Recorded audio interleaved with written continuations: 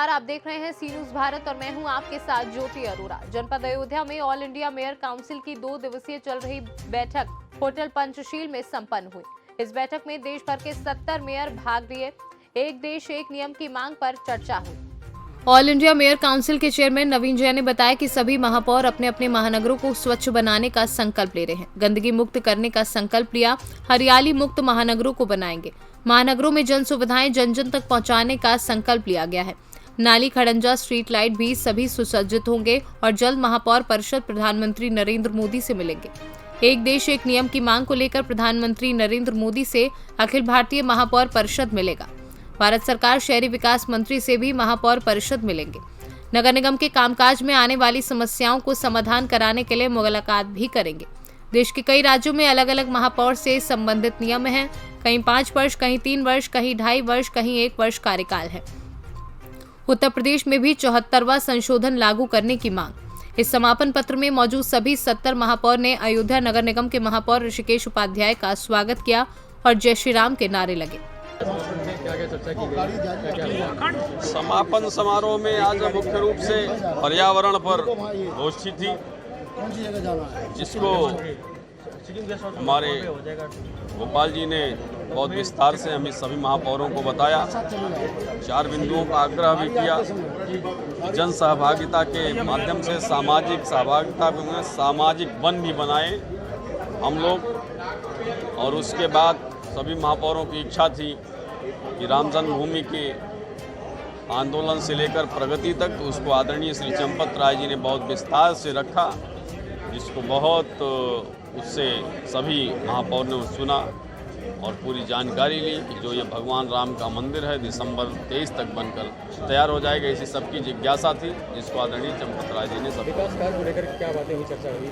विकास कार्यों को लेकर अनेक चर्चाएं हुई हैं, वो हम लोग उसको आखिरी दिन क्या किन मुद्दों पर चर्चा की गई और क्या राष्ट्रीय महापरिषद की कार्य समिति की बैठक अयोध्या में 2 दिवसीय आज संपन्न हुई है और कल पहला सत्र था, उद्घाटन सत्र, और आज समापन सत्र।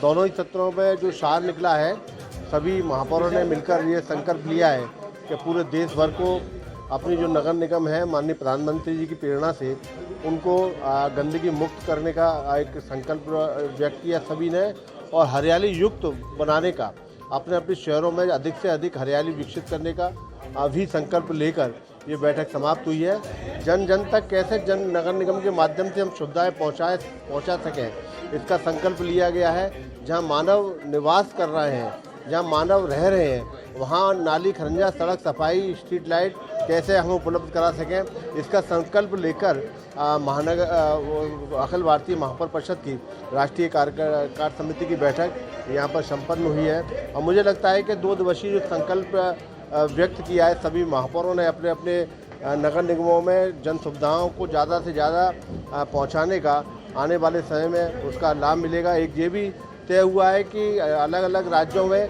अलग अलग महानगरों में अपनी अपने स्तर की अलग अलग समस्याएं हैं।